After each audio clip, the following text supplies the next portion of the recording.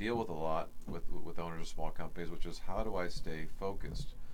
So we've had some discussions in terms of what does it mean in terms of the ability to focus or not focus, and what we've concluded here as part of our discussion is that really the issue is that the owners can focus. The question is what are they focusing on? And it tends to be for many owners is it's the very short term stuff. It's what we call firefighting. It's the immediate needs that are going on in the business. One of the dirty secrets of small business is that most owners do not have a plan for their business year to year. Okay, whether it be long term or not, but even for the year. If you were to ask an owner what their plan is for 2017, most owners will not be able to give you a plan that shows here's what we're going to do next year in terms of revenue and expenses and profit for next year. We probably can count on one hand the number of clients out of the hundreds we've had who have a good plan, a good financial plan. And it's just not a financial plan. It's all the assumptions drawn on all the resources of the organization come to bear and are presented in one grand visual called the profit plan. Everyone should have one who's running a serious business to make serious profits. And if you don't, it's very difficult to make decisions of any consequence. It's in fact it's almost impossible. So you need that plan. And the word how do I stay focused implies that you were focused somewhere along the line. Right. So you wandered off the reservation here, and now you got to get refocused. Well, that's kind of what we're trying to address here. If you don't have a plan, you don't stand a chance, because it's going to be very small-sighted stuff, and the door's going to be knocked on if you're trying to close it, and here's your employee sticking his head in, and or she needs an answer for this, or a customer needs something done right now. There's no discipline put into the organization. We see it time and time again. That's right. And as we said before, as Adam said before, unless your office is burning and you can't even put it out with a local fire extinguisher, we got you. Thank you. Yep. Unless you can do that, it's not a crisis. If it's burning, the building's burning, you better get out. Otherwise, everything can wait for a day. You realize that?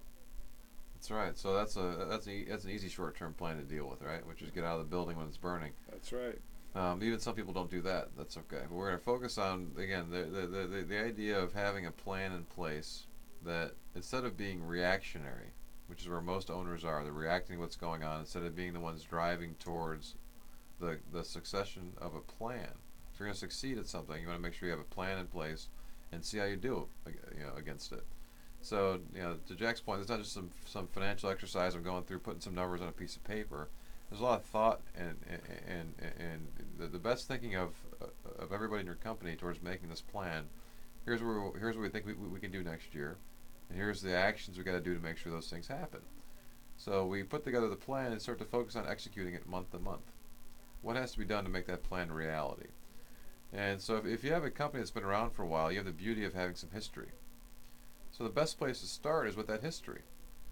So go look at your last couple of years, look at your P&L, your profit and loss statement, your income statement. It's all the same thing, which you can go on if you can't figure out how to do it, talk to the person who handles your numbers.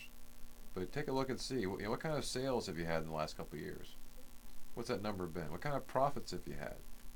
Get some big picture idea. Here's what, all the activity that we're doing should be going through those numbers where you can start to see stuff. Well, if somebody is running a company and they aren't focusing now, can they be taught to focus? Absolutely. How do you do that? How do you teach somebody to focus? Usually somebody's unfocused because they aren't sure what to focus on, so they're that proverbial chicken with the head cut off running around trying to get everything done at once. So we give them the ideas. Here's what you can focus on. Actually, it becomes a tremendous relief. I've had clients before that have come, even when they're at the startup phase, and they got 18 different ideas of what they want to do in terms of bringing revenue in. And I don't know about you guys in the audience here, but to focus on 18 different things is impossible for me. I can't do it. I'll speak for Jack. Jack can't do it either, and chances are you can't do it either. But you can focus on a couple different things, and so get very laser focused. And here's what I want to be working on in order to be able to generate revenue for the company. So you gotta be a decisive person to some degree to pare that list down to maybe the top 3 or 4, and don't worry about what's happening on the other. So you got 18 things that you consider worthy projects to put. To do isn't the right word, but to put on a list that you consider important, and you're going to focus on those. So you say, it's not going to happen. You know it won't happen.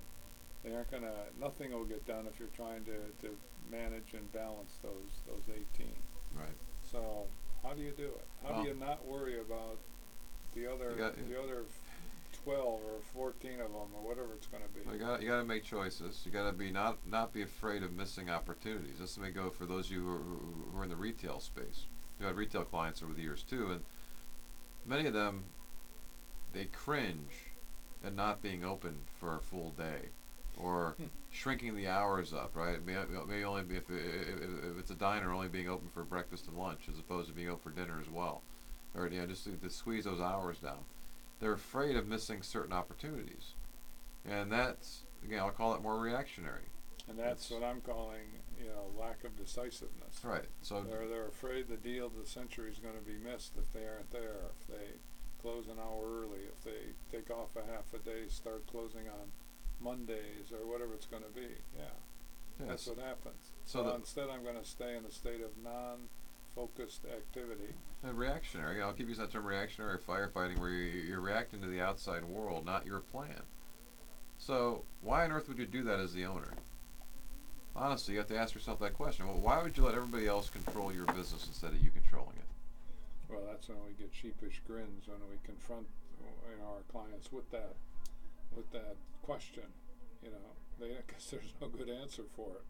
Hey, I want to stay unfocused and stay in a state of semi-confusion here. No, I've never heard that. You can't even say it without laughing, Jack. Right? 'Cause people. No, but they aren't saying it, but they're doing it, right? That's right. So they're showing it by their actions, and so by the time they get to us, they've got to the point where they're done doing that. Okay, and some it may take a few months, some maybe a few years, some maybe a few decades, right? And some never get there. That's right. But again, if you're having trouble staying focused, usually that means that you don't have that plan in place. And so it's as simple as getting that profit plan down. It's something that your accountant might call a budget. Oh, God. Why did you say that? I'm sorry. I know it's making my ears bleed here, Jack. But I'm trying to relate to the audience who talks that way. Somebody in our booth just collapsed here when you said that word. So budgets are just awful things. It's an awful word. It's tired. It's dusty. It gives all the wrong feelings. Even if I mention the word, Jack's crossing his arms because it's so uncomfortable for him to kind of even use that term. Right. But the budget usually focuses on the wrong thing. It focuses on just the expense side of stuff, as opposed to profit. And if you have to have a profit plan, we're looking at revenues and expenses and the profit. And what gets exciting is showing a nice profitable company.